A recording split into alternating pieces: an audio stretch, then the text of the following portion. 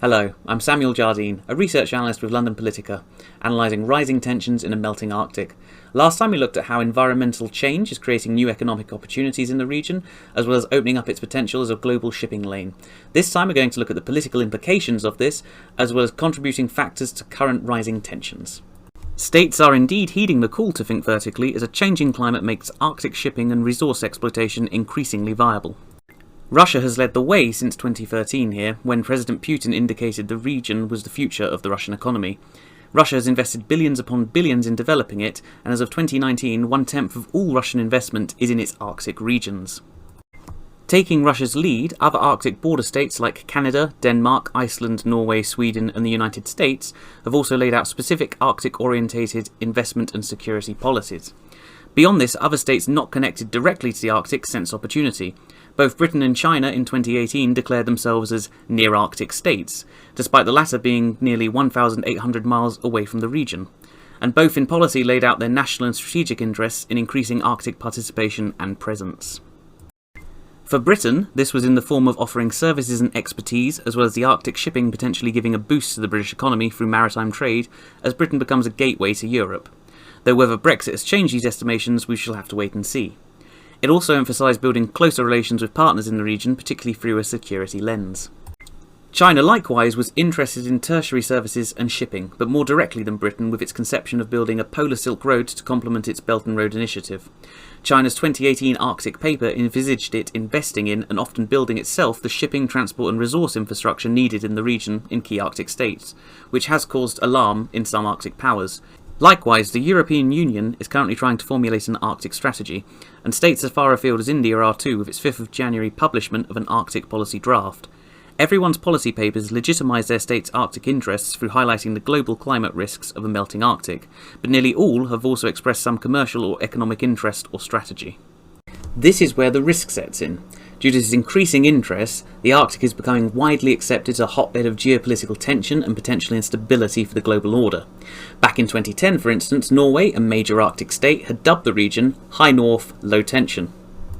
Yet, in 2020, Norway is at the front lines of Arctic militarisation, as it alongside Sweden, Russia, Britain, the United States, Canada and China are all expanding their hard power in the region, many with the specific aim of reacting to the Arctic's perceived increasing instability.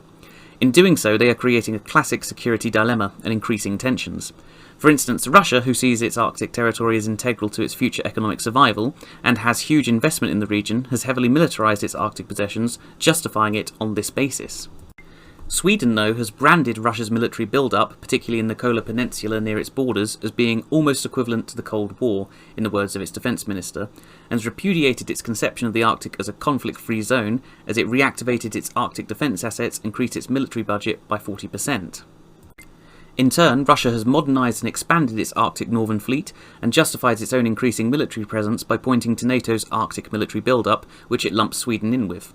Russia's actions, though, has led Norway in its 2020 Arctic paper to identify Russia as a key strategic challenge and to further facilitate an increased United States military presence in a move that some Norwegian defence experts say will only inflame tensions with Russia.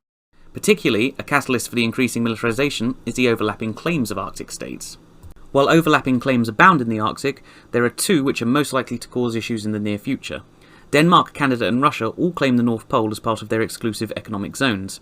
However, many analysts argue that as it would offer no control over trans-Arctic shipping due to the principles of freedom of navigation, nor are there thought to be a mass of resources in that particular area, such Arctic claims should not be the drivers of tensions as might be expected. However, with the US's Blue Arctic strategic paper released last week and comments coming off the bat from Secretary of State Pompeo that US Arctic patrols are to resume on a South China Sea model, concentrating on challenging Russian claims and specifically ensuring the freedom of navigation for Allied shipping using the Russian and North Sea route, the role of disputed Arctic claims may in fact be bumped up to being a factor contributing to rising tensions. The second claims clash likely to cause future issues, though, is Canada's claim to control the Northwest Passage, which runs through Canada's Arctic archipelago. Because of this, Canada argues the route is part of its internal waters, giving it control of any shipping. The US, however, among others, disputes Canadian ownership and claims the waters are international straits and thus subject to no specific state control. This dispute in the near future could contribute to tensions due to its commercial orientation, with arguments growing as the economic viability of the Northwest Passage grows. So then, As environmental change creates opportunity in the Arctic, and as more states seek to cash in and furthermore protect their slice of the frozen economic pie, security concerns and issues surrounding how much of that icy pie a state can have to itself begin to assume a growing degree of importance.